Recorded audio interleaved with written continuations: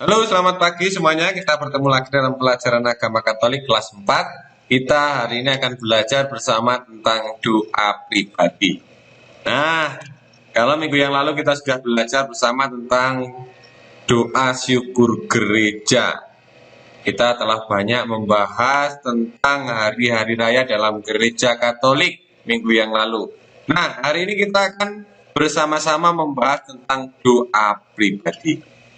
Kita awali kegiatan hari ini dengan berdoa. Mari kita ambil sikap berdoa yang baik. Dalam nama Bapa dan Putra dan Roh Kudus. Amin. Ya Allah Bapa yang Maha Baik, Engkau menciptakan kami dan mengetahui isi hati kami.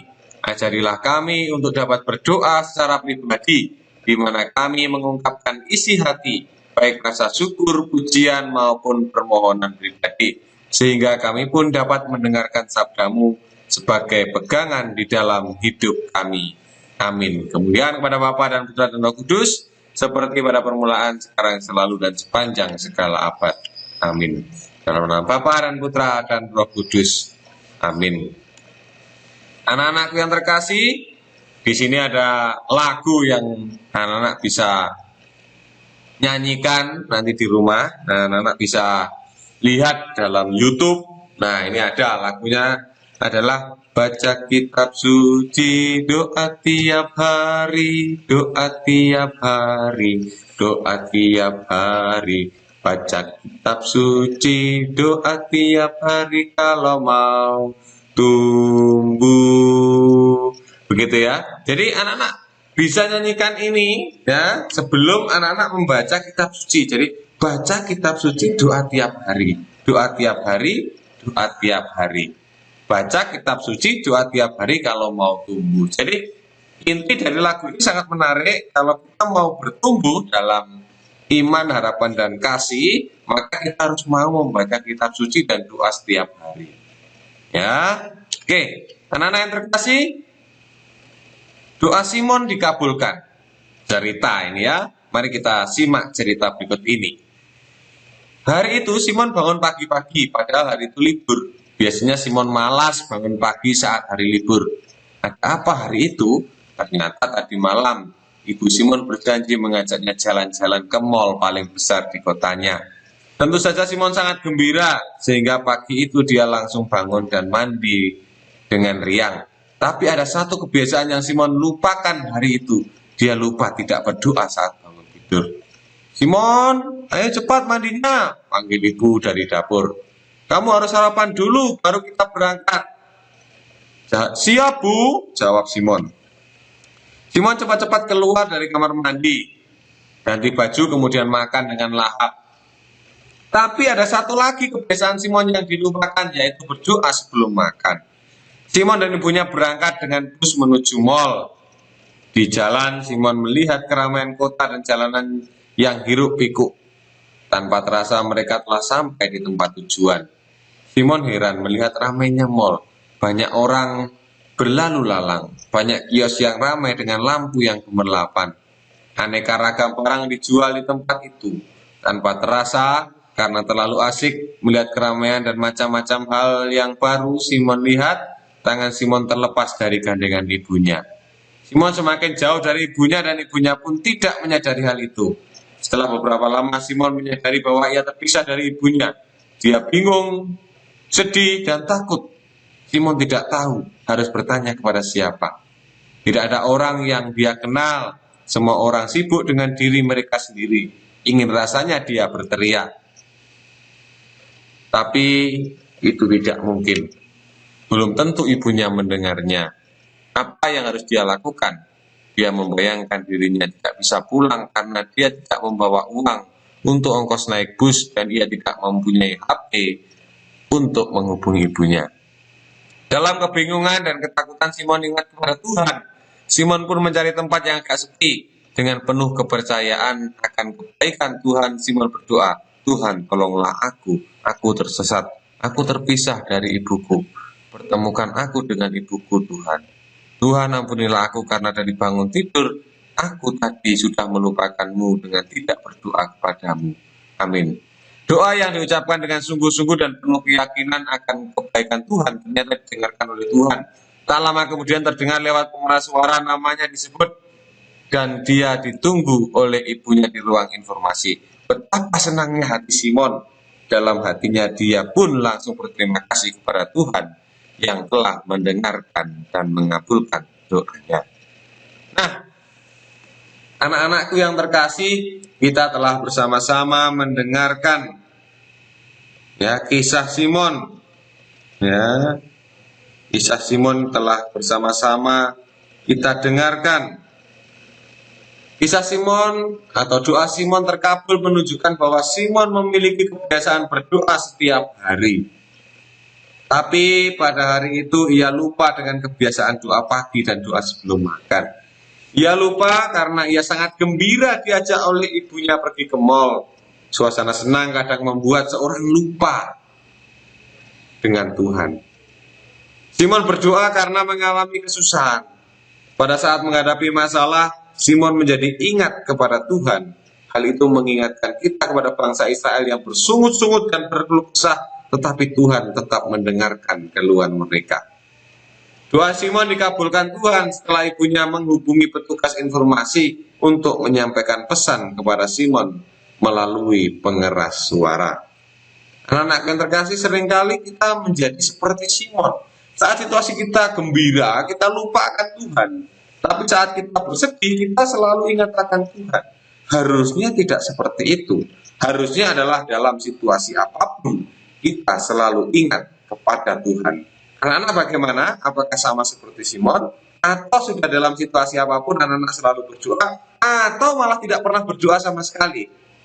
Nah, anak-anak bisa mulai berbenah diri mulai dari sekarang. Sebagai umat beriman, kita sepantasnya memiliki kebiasaan berdoa secara pribadi setiap hari. Doa pribadi dapat kita lakukan pada pagi hari menjelang tidur, sebelum dan sesudah makan, sebelum belajar atau pada waktu tertentu, dan untuk keperluan pribadi lainnya. Apakah kamu memiliki kebiasaan berdoa secara pribadi? Mari kita dengarkan tentang hal berdoa dalam Injil Matius bab 6 ayat 1-13. Ingatlah, jangan kamu melakukan kewajiban agamamu di hadapan orang supaya dilihat mereka.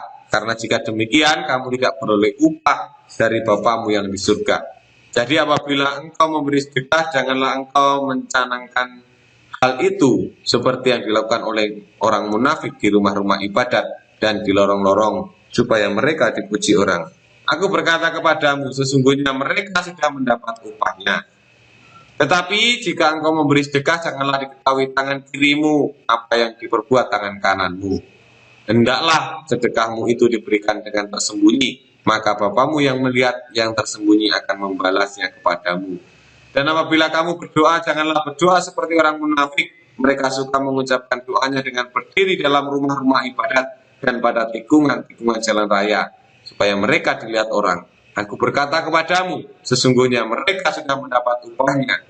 Tetapi jika engkau berdoa, masuklah ke dalam kamarmu, tutuplah pintu dan berdoalah kepada Bapamu yang ada di tempat tersembunyi. Maka Bapamu yang melihat yang tersembunyi akan membalasnya kepadamu. Lagi pula dalam doamu itu janganlah kamu bertele-tele seperti kebiasaan orang yang tidak mengenal Allah. Mereka menyangka bahwa karena banyaknya kata-kata doanya akan dikabulkan. Jadi janganlah kamu seperti mereka, karena Bapamu mengetahui apa yang kamu perlukan sebelum kamu minta kepadanya. Karena itu berdoalah demikian, Bapa kami yang di surga, dikuduskanlah namamu, datanglah kerajaanmu, jadilah kehendakmu di bumi seperti di surga. Berikanlah kami pada hari ini makanan kami yang secukupnya, dan ampunilah kami akan kesalahan kami, seperti kami juga mengampuni orang yang bersalah kepada kami. Dan janganlah membawa kami ke dalam pencobaan, tetapi lepaskanlah kami daripada yang jahat. Karena Engkaulah yang punya kerajaan dan kuasa dan kemuliaan sampai selama-lamanya. Amin. Anak-anak yang terkasih, kita hari ini telah diajarkan oleh Yesus bagaimana cara berdoa yang baik. Berdoa Bapa kami. Ya. Nah, sebaiknya doa pribadi kita laksanakan dengan tata cara sebagaimana Yesus mengajarkan. Dan apabila kamu berdoa, janganlah berdoa seperti orang munafik. Mereka suka mengucapkan doanya dengan berdiri dalam rumah-rumah ibadat dan pada tikungan-tikungan jalan raya, supaya mereka dilihat orang. Aku berkata kepadamu, sesungguhnya mereka sudah mendapat upahnya. Ini ada dalam Injil Matius bab 6 ayat 5. Berdoa adalah ungkapan iman seseorang. Jadi berdoa itu merupakan ungkapan iman seseorang. Melalui berdoa kita bercakap-cakap dengan Tuhan. Dalam doa pribadi kita menyampaikan perasaan, baik gembira maupun sedih. Baik itu harapan serta kebimbangan kita. Tetapi kita juga mendengarkan apa yang menjadi kehendak Tuhan. Nah, anak-anakku yang terkasih, doa pribadi dapat kita lakukan setiap hari dan setiap saat dimanapun kita berada. Baik di rumah, di sekolah, di dalam gereja, di Gua Maria, atau dimanapun sejauh memungkinkan. Tetapi akan lebih baik jika kita berdoa di tempat-tempat yang khusus dengan jadwal yang tetap. Misalnya doa malam, doa pagi, doa sebelum dan sesudah makan, serta doa untuk keperluan khusus dapat dilaksanakan di dalam ruangan khusus di rumah. Anak-anakku yang terkasih, di dalam tradisi gereja kita mengenal berbagai bentuk doa, yaitu doa permohonan, doa pujian, serta doa syukur. Doa-doa tersebut dapat dilaksanakan secara pribadi maupun secara bersama. Nah, anak-anakku yang terkasih, ketika dalam Injil tadi kita mendengarkan bersama, ketika berdoa, Yesus mengajarkan kepada kita semuanya bahwa doa itu jangan bertele-tele seperti orang munafik. Nah ini, lagi pula dalam doamu itu janganlah kamu bertele-tele seperti kebiasaan orang yang tidak mengenal Allah. Jadi mereka menyangka bahwa karena banyaknya kata-kata doanya akan dikabulkan. Nah, Yesus di situ mengajarkan bagaimana cara berdoa yang baik dan benar. Ya, supaya kita semuanya bisa mempraktekkan dalam hidup kita sehari-hari. Baik anak-anak yang terkasih, kiranya demikian pelajaran agama hari ini. Anak-anakku bisa berbenah diri apabila mulai hari ini ataupun kemarin-kemarin anak-anak seringkali lupa untuk berdoa. Nah, mulai hari ini sampai seterusnya anak-anak bisa berdoa.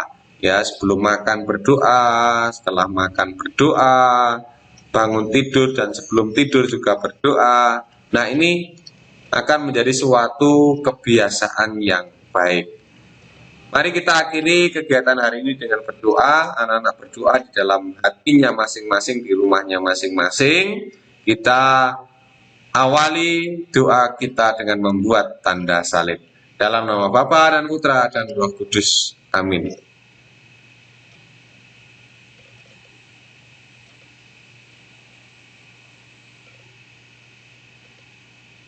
Dalam nama Bapa dan Putra dan Roh Kudus. Amin. Baik anak-anakku semuanya, terima kasih sudah mengikuti pelajaran agama hari ini dengan penuh semangat. Jangan lupa setelah ini anak-anak masuk ke classroom, kerjakan tugas-tugas yang ada di situ. Lihat YouTube ini apabila anak-anak belum memahami apa yang Pak Wana sampaikan bisa diputar berulang-ulang. Anak-anak juga wajib mengisi presensi yang sudah disiapkan di classroom. Demikian pelajaran agama hari ini. Sampai jumpa. Tetap patuhi protokol kesehatan. Tuhan memberkati.